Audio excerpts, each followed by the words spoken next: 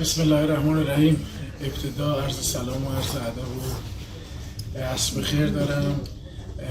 قبلا به دلیل اینکه شرایط صدای من به گونه‌ایه که نمیتونم کامل خوب و شفاف حرف بزنم، از همتون عذرخواهی میکنم. این برد رو بهتون تبریک میگم.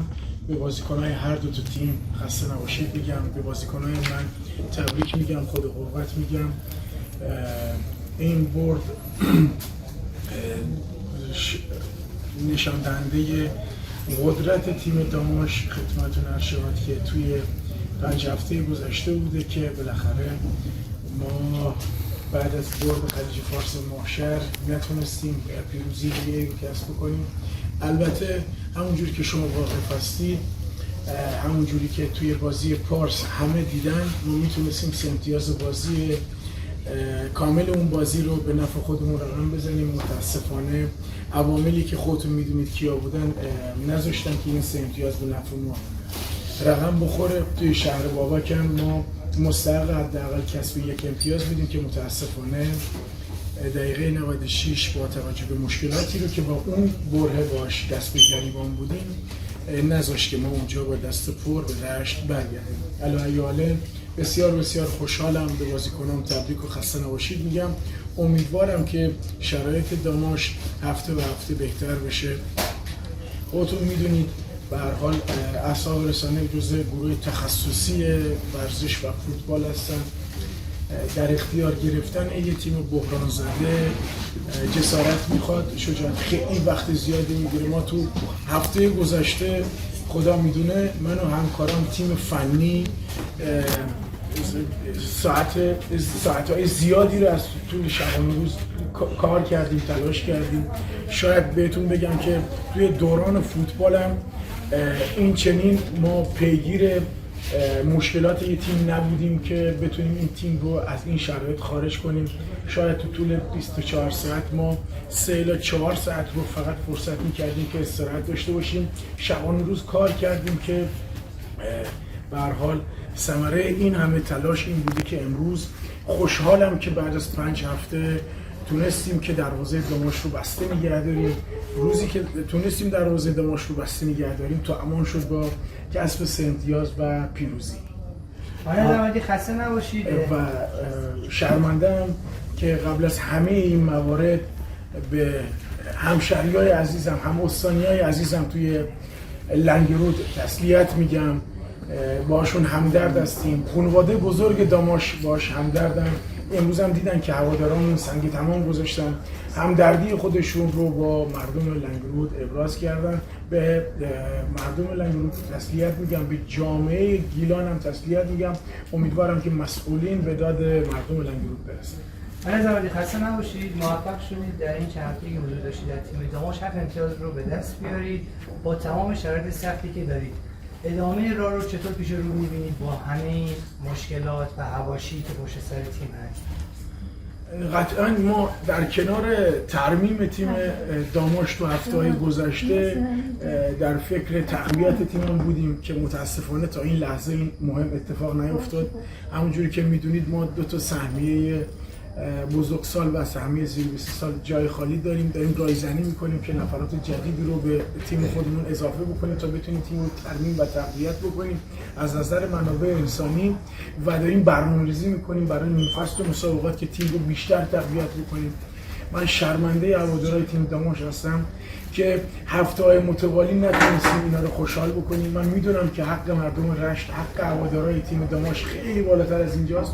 از این رتبه‌ای که امروز داماش داره خدمتتون باید از این رتبه ما جدا بشیم و خب خودتون میدونید من تازه تیم رو در اختیار گرفتم و زمان هم برای بازسازی و ترمیم خیلی وجود نداره با توجه به اینکه مسابقات 6 روز به 6 روز برگزار میشه. یه روزشو باید ریکاوری کنیم، یه روزشو باید استراحت کنیم. روز قبل از بازی هم که توی سفر یا مسافرت هستیم نمیشه کار خاصی رو انجام داد، ولی با تمام این تفاصیل داریم تمام تلاشمون رو میکنیم. بچه‌ها دارن با تمرکز بالا کار میکنن که بتونیم شرایط داماش رو از این که هست بهتر بکنیم تا شرمنده هوادارامون رو سکو نباشه. همونجوری که تو عرض قبلی هم خدمتتون عرض کردم، تو هفته گذشته ما تمام بازیایی که داماش تو این فصل انجام داد، تمام 10 تا بازی گذشته رو دوباره فیلماش رو مورد بررسی قرار دادیم. وقتی که میگم 20 ساعت از طول شبانه روز ما در حال کار کردن بودیم، گلایی که خورده بودیم، موقعیتایی رو که به حریف داده بودیم، همه اونا رو دوباره واکاوی کردیم و به یک نقطه مشترکی رسیدیم که در داماش چیه. و به طول هفته با طراحی تمریناتی که داشتیم تونستیم که این نقاط رو ترمیم و تقویت بکنیم. بازم خیلی کار داریم، زمان میبره که بتونیم تو این شرایط ایدئال قرار بگیریم. خارج کردن یه تیم بحران زده که از 6 تا بازی 2 امتیاز گرفته کار بسیار بسیار سختیه. تازه به اون تیم بحران زده حواشی که هول و هوش این تیم بود توی هفته‌های گذشته توی بخش مالکیتی، اینا هم به تیم ضربه زد. خب بخش زیادی از تمرکز بازیکنان رو گرفته بود که خدا رو شکر قبل از بازی با چادرملو این مسئله مالکیتی رفت رجوع شد که جای از آقای نعیمی و همکارانشون توی مجموعه مدیریتی و از مالک محترمی که آقای نعیمی باشه تشکر قدردانی بکنم و اون آرامشی که توی فضای اطراف باشگاه حاکم کرده تونستیم که با تمرکز بیشتری توی هفته گذشته کار رو پیش ببریم. همونجوری که گفتید به هر حال اشتباهات داوری هم جزئی از فوتبال، ولی متاسفانه توی این فصل تیم داماش از اشتباهات داوری آسیب زیادی دیده. ما همونجوری که ما به بازیکن‌های جوان دوست داریم میدون بدیم، حمایت هم می‌کنیم از حضور داورای جوان توی مسابقات لیگ دسته اول. اشتباهات اونا رو به جون دل می‌خریم، ولی دوست داریم که این اشتباهات هفته به هفته کمتر بشه و تیمایی مثل داماش که تیمای ریشه‌داری هستن و دارای هوادار هستن و هوادار این هفته به اون هفته میاد استادیوم و میخواد خوشحال برگرده، امیدوارم که ایشالله با اشتباهات اونا دیگه هواداران ناراضی به خونه‌هاشون برنگردن. حضور آقای جلالی در مجموعه فنی آقای نعیمی پور مال این هفته و هفته گذشته نبوده.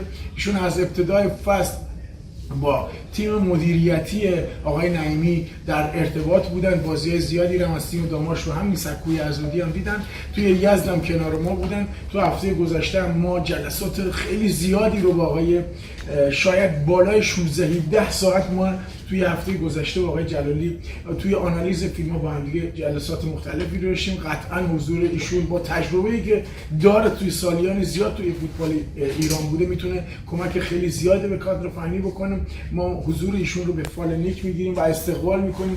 من جزء اون دسته از مربیایی هستم که مشورت رو دوست دارم، کار تیم ورک رو بلدم و میدونم که همکارام چه به هر حال نقطه تکیه‌گاهی هستن. به هر حال وجود آقای جلالی برای ما یه تکیه‌گاه قابل امنی هست که از وجودشون هم تشکر میکنیم، ازشون هم استفاده بهینه رو برای بهبود شرایط تیم داماش استفاده میکنیم و بزرگترین خوشحالی من از این کسب 3 امتیاز بسته نگه داشتن دروازه داماش که دغدغه اصلی کادر فنی بوده، هوادارا بوده، شما اهالی خوب رسانه بوده که امیدوارم که بتونیم لایه‌های دفاعی رو از خط جلو به همین شکل ترمیم بکنیم که شاهد کمتر گل خوردن تیم داماش. قطعا تیم داماش اگه تو ادامه مسابقات گل کمتر بخوره موفقیت‌های بیشتری رو برای مردم و هوادارش برمی‌داره. آقای تراپور، آقای دکتر عرب به شما اضافه شدن یا نه؟ به هر حال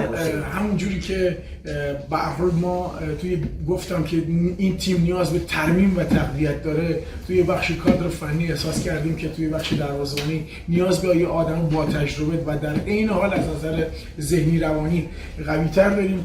البته که حسین محمدی از سرمایه‌های این شهر هستن به عنوان مربی دروازه‌بان و دوست داشتیم که به حضورشون به ادامه همکاریشون با ما ادامه بدن، ولی خب به هر حال ایشون تصمیم گرفتن، یه تصمیم شخصی بوده، ما بهش احترام گذاشتیم و از روز بازی چادرملو از وجود آقای تراپور به عنوانی که مربی بندم بوده توی سال 84 85 از وجودش استفاده کنیم. بسیارم از این موضوع راضی هستیم. امیدوارم هنوز توی کادر فنی مطمئنا تو روزهای آینده بازم ترمیم و تقویت خواهد شد که بتونیم یه کادر فنی کامل رو داشته باشیم که در خور شأن شخصیت باشگاه بزرگ داماش باشه، بتونیم نتایج خوبی رو برای هواداران. آقای عرب چیه؟ دکتر عرب به هر حال سازمان لیگ مسابقات، کمیته مسابقات یه پزشک متخصص رو برای هر تیم در نظر میگیره. خب بعد از ورود بنده به داماش به دلیل سابقه همکاری که با آقای دکتر عرب داشتم توی باشگاه دیگه از وجودشون استفاده میکنیم. آقای دکتر عرب از به هر حال متخصصین به نام استان گیلان هستن که باعث افتخاره که توی باشگاه داموش خدمت ایشون هست.